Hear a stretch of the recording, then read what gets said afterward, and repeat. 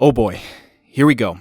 Either I'm going to run into a buzzsaw with my commentary on this trailer, or I'm going to have everyone and their mother agreeing with me on this. So Andor Season 2 has finally dropped its first trailer around the acclaimed Star Wars television show that released several years ago. Season 2, for a lot of people out there, is one of the most highly anticipated seasons of television in history. We finally got the trailer today, and my god, it made one of the biggest mistakes I have ever seen a trailer make in my life. Nothing in this industry is more important than a first trailer to get people excited for your show or movie, and yet Andor Season 2 has completely fumbled the bag with a terrible decision that I am hoping does not hurt the actual show. A show that has now become one of my all-time favorites, Star Wars or not. In this video, we are going to break down that big mistake it made, but also the footage itself. To everyone watching, what is your favorite part of Season 1 that is getting you excited for Season 2? Let me know in the comments as we run through this video. Honestly, I don't want to wait any longer because I know why you guys are here. You are here to hear me tell you why this trailer failed. It comes down to two simple things: the music and the overly used number of title cards. I have watched so many trailers for different television shows and movies throughout the years of my life since I've started watching film and television. Never have I ever seen as worse of a decision for the digital marketing of a trailer to a show or movie than this one right here by adding in that horrible rock music. The song is called The Revolution Starts Now by Steve Earle. It's a very old song, and even though it fits the themes of the show itself, it still should not have been used in the trailer. Lucasfilm, Disney, what are we doing here? Who greenlit the decision to allow this music to get past even the sniff test when you reviewed it before publishing? This is genuinely, I'm not even kidding, one of the top 3 worst decisions I have ever seen for a trailer. Talk about having a complete misunderstanding of what the show is that you are marketing for. The music here absolutely does not fit with the footage that you see on screen by the tone of the actual show.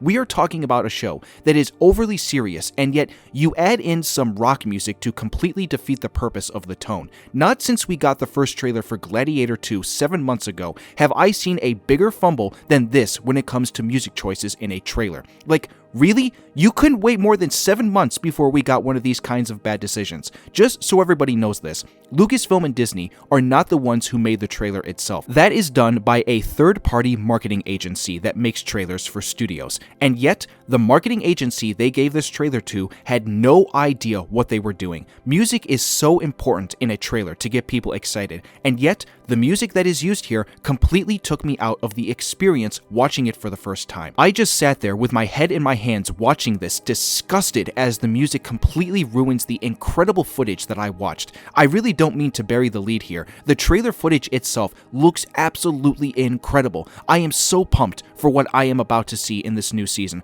but you absolutely took me out when you added in such a horrible music choice. To be clear, I do not think the tone of this trailer is what the tone of the actual show is going to be. Not for 1 second do I believe that. But when we talk about what it means to get people excited for something through the fundamental basics of good marketing, you failed just by making that choice with the music. Seriously, what the fuck? Go watch the trailers for Andor Season 1 and tell me those are not incredible examples of what should have been done here. It's almost like they didn't even watch the first season's trailers to get a template for this. They have good music and a good tone that gets you really hyped for what's to come. Imagine if you did what you did with Andor Season 1's trailers and you put it here for Andor Season 2. I would probably be saying that this is one of the best trailers all year. I know there will definitely be people in the comments of this video who say I am overblowing my reaction, and all the power to you. You can disagree with me on that, but this show is so important to me, and as somebody who studied digital marketing in school and has a love for trailer marketing, this really did depress me. And don't even get me started with the fact that I honestly think this trailer should have come out around Christmas time instead of 2 months before the show actually releases. Let's also even include the fact that, as I mentioned up top, they did not need to overly use the title cards of the reviews from certain outlets online who have talked about the first season. That kind of trailer marketing marketing tactic I feel is a bit dated now. You can easily go online and see reviews of the show yourself without having to see it be said in a trailer. I could talk about these big mistakes to death, but I don't want to waste any more time on this, and so that's where I feel like this trailer went very wrong. What we should be talking about more so, because as I just said, I don't want to bury the lead, is about the footage itself. This footage, for as long as this second season has been getting made for, looks absolutely incredible. Andor Season 2 has gone through it all when it comes to the production. It was getting made during the tail end of the COVID era, and it also went through the production of being delayed due to the strikes in Hollywood. It seems like it didn't affect the show too much, thankfully. The footage itself just looks like an exact replication of Season 1 to an even bigger extent. Everything just looks so good, from the production side with the cinematography, shot compositions, and the scale of how the action scenes are being done. We are talking about amping up the conflict, the spectacle, but also the emotional weight that could probably come from some of the outcomes of these events Season 2 is telling the story of. I can't wait to see so many of the different conflicts our characters get into with the Empire here, almost all of which will involve the idea of the show pertaining to its roots and themes of being a political spy thriller. While most of the story details as far as what the season is covering are still under wraps, they have confirmed that the season ending will lead up to the very moment that we first met Cassian Andor in Rogue One. If we are being completely honest, I kind of want most of the story details to be under wraps. I don't want to know a whole lot of what gets done in this upcoming season, kind of like how most people didn't know what the stories were going to be like in Season 1.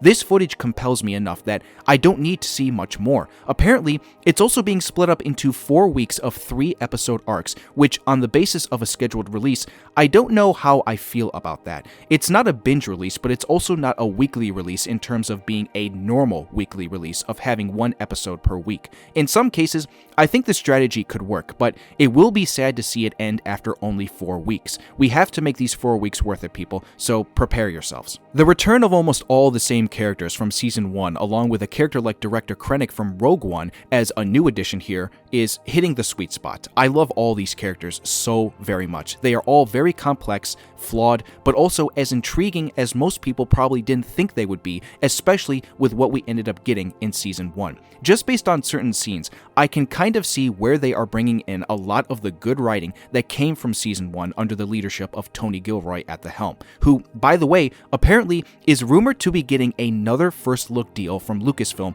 to stay at the company to make stuff, so congratulations to him.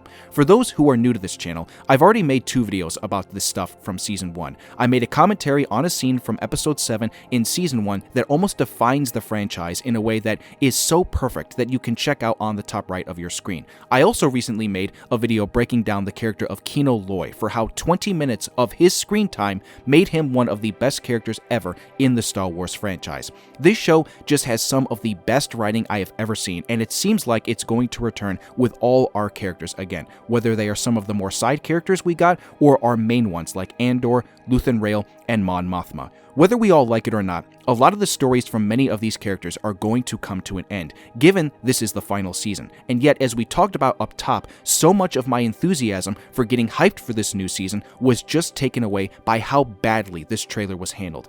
Again, I am still hyped for this new season with the footage and everything I've seen, but let's be real here. This trailer really fumbled the bag by making those big mistakes that really soured the trailer itself, and it's something that I hope I never have to see again from a Star Wars project. Lucasfilm and Disney, I defend you guys a lot with some of the ridiculous stuff that you get criticized for, even though I do have my problems with how the franchise is being run. This is one of the areas I give criticism to you guys for, and I do not want to ever see it done again. But there you have it. That's my commentary on the first trailer for Andor Season 2. I look forward to talking about it more when it comes out in April. What do you all think of the trailer and my commentary on it? Leave your comments down below and let's have a nice and respectful conversation about it. I can't ask enough that you be respectful even if we disagree. I read all the comments to the best of my ability. Thank you all for stopping by my channel. If you want to see more moving forward from me with regards to film and television and you enjoyed this video, hit the like button and subscribe if you are new here and turn on that notification bell. I'm trying to build a community on here and your support would be appreciated. That's a wrap, folks. I hope you all have a wonderful rest of the day, and I will see you all soon for the next video.